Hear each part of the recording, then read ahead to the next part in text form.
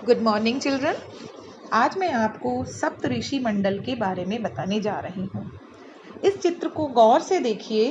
प्रश्न चिन्ह बने इस आकृति में हमें 7 बिंदु नजर आते हैं। इन 7 बिंदुओं को 7 नक्षत्र माना जाता है। इन्हें सप्तऋषि मंडल के नाम से जाना जाता है। ये सप्त नक्षत्र सप्त ऋषियों को दर्शाते हैं। इस प्रश्न चिन्ह के अंतिम भाग से शुरू करते हैं। यहाँ से पहले बिंदु को मरीचि ऋषि के नाम से जानते हैं। इसके बाद में जो बिंदु आता है वह कहलाते हैं ऋषि वशिष्ठ। ऋषि वशिष्ठ के बाईं ओर आपको एक छोटा बिंदु नजर आएगा। ये बिंदु ही है अरुंधति। ऋषि वशिष्ठ के बाद आते हैं ऋषि अंगिरसा, फिर आते हैं ऋषि अद्रेय। फिर बाईं ओर की तरफ मुड़ते हुए जो बिंदु नजर आता है वो है ऋषि पुलह और फिर ऋषि कृतु। ऋषि पुलह और ऋषि कृतु के अंतर को 5 गुना मिलाकर नीचे की तरफ आएंगे तो वहां बसे हैं ध्रुव नक्षत्र। सदा उत्तर में रहने की वजह से इसे ध्रुव नक्षत्र कहा जाता है। इंग्लिश में हम इसे नॉर्थ स्टार के नाम से जानते हैं।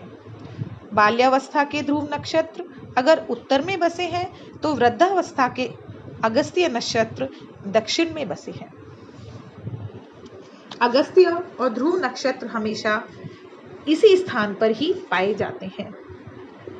इन दोनों के बीच में मौजूद आकाशगंगा सतत घूमती रहती है और इस कारण से हमारी धरती अपने अक्ष पर घूमती रहती है। यह सच है कि सारा जगत भगवान के इर्द गिर्द घूमता है, लेकिन वो हमें नजर नहीं आता। भूमि के अनेक कालों में से उसे 4 काल में छांटते हैं। ऊपर नजर आ रहा पीठ के बल सोया हुआ प्रश्न चिन्ह के आकार में बना हुआ सप्तऋषि मंडल हमें बसंत ऋतु में ठीक ऐसे ही नजर आता है। आगे बढ़ते हुए शिशिर ऋतु यानी ठंड के मौसम में सप्तऋषि मंडल हमें ऐसे नजर आता है। फिर शरद ऋतु में जब सारे पत्ते झड़ने लगते हैं तब सप्तऋषि मंडल हमें ऐसे पीठ के बल सोया हुआ प्रश्न चिन्ह आकार में नजर आता है। अब ग्रीष्म ऋतु यानी गर्मी के मौसम में हमें सप्तऋषि मंडल शीर्षासन कर रहे प्रश्न चिन्ह की आकृति में नजर आता है। चाहे जो भी हो, जब हम इन सारे प्रश्न चिन्हों को एक साथ में देखते हैं तो हमारे सामने एक विशेष आकृति बनती हुई नजर आती है। वही कहलाता है हमारा स्वास्तिक। स्वस्थ का मतलब है आरोग्यवान।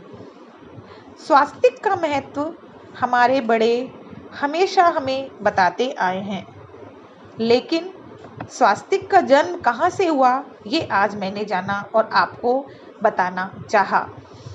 ध्रुव नक्षत्र को देखते हुए हमें यह मालूम होता है कि हम पूरी जिंदगी में हम आज जिस दिशा की ओर बहते हुए जा रहे हैं वही है उत्तर दिशा।